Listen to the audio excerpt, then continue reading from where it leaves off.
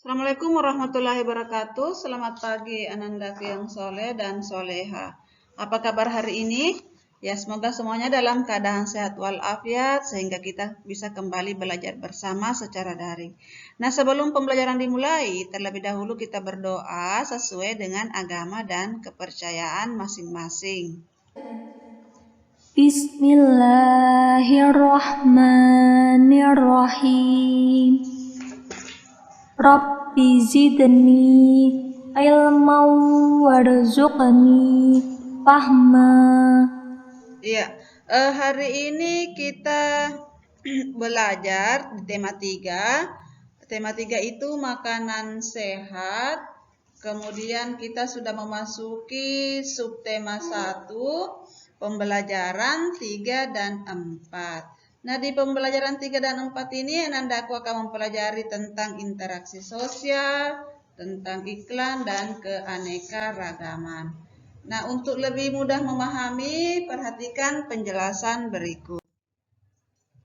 Jadi, kali ini kita akan mempelajari tentang interaksi manusia dengan lingkungan sekitar.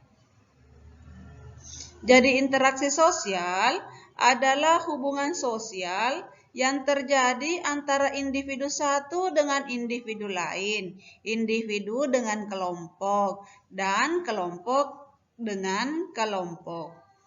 Jadi interaksi sosial amat dibutuhkan untuk kehidupan bersama sebab individu tidak dapat hidup tanpa individu lainnya. Jadi kata kuncinya adalah individu tidak bisa hidup tanpa individu lainnya. Artinya kita saling membutuhkan.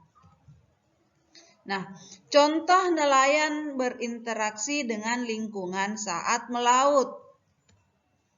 Hubungan timbal balik dan saling memengaruhi harus terjadi dalam suatu interaksi sosial.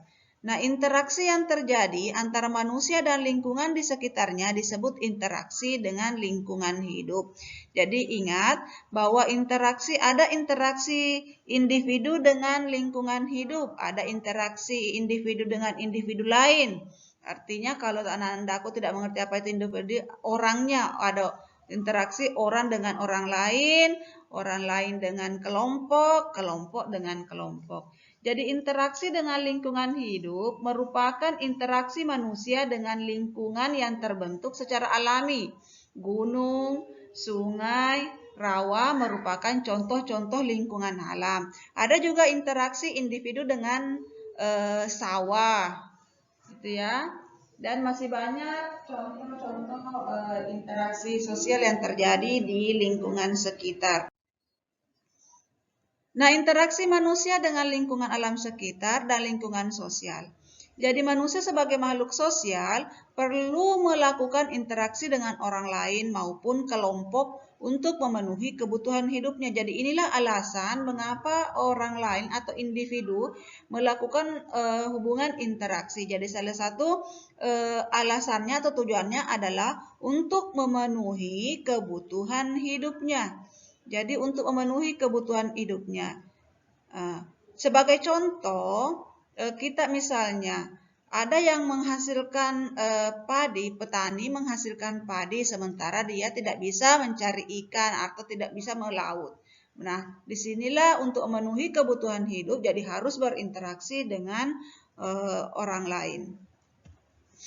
Kemudian setiap individu atau kelompok yang berinteraksi memiliki peran masing-masing. Oleh karena itu diperlukan persatuan melalui kerjasama pihak-pihak yang melakukan interaksi. Nah, selanjutnya keragaman di lingkungan sekitar.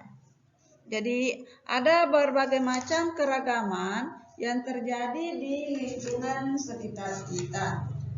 Nah, ini sebagai contoh, perhatikan gambarnya. Jadi manusia merupakan makhluk sosial yang saling berinteraksi. Dalam interaksi terdapat hubungan timbal balik.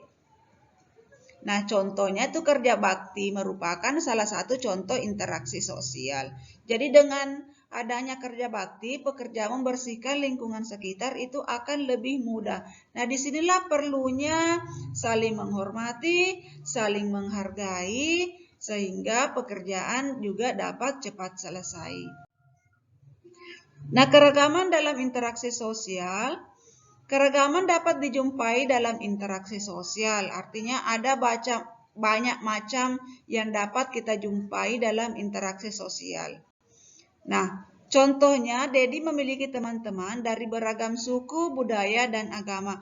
Tentunya Anandaku juga memiliki banyak teman yang berbeda suku. Jadi kita harus berteman dengan siapa saja tanpa memandang suku, budaya, agama. Meskipun berbeda satu sama lain, kalian harus memiliki sikap toleransi kepada teman agar tercipta kerukunan dalam interaksi sosial sehari-hari. Jadi kita harus memiliki sikap toleransi, sikap saling menghargai, sikap saling menyayangi sesama teman, sehingga kerukunan dapat terjadi. Nah, selanjutnya unsur-unsur iklan. Unsur yang harus diperhatikan dalam membuat iklan yang efektif antara lain headline atau judul iklan. Jadi judul sebuah iklan harus dengan cepat menarik perhatian pembaca. Jadi kalau iklannya menarik biasanya judulnya menarik biasanya orang juga tertarik untuk membaca atau melihat iklan tersebut. Kemudian subjudul. Subjudul merupakan gambaran garis besar produk. Isi iklan biasanya ditulis dengan jenis huruf yang lebih kecil daripada judul dan subjudul. Visual yang menarik, yang itu menggunakan foto atau gambar. Jadi foto atau gambar ini juga harus semenarik mungkin untuk menarik minat orang untuk membeli. Nah, selanjutnya nama dan alamat yang dapat dihubungi itu membantu pembaca mengenali pembuat iklan. Menentukan isi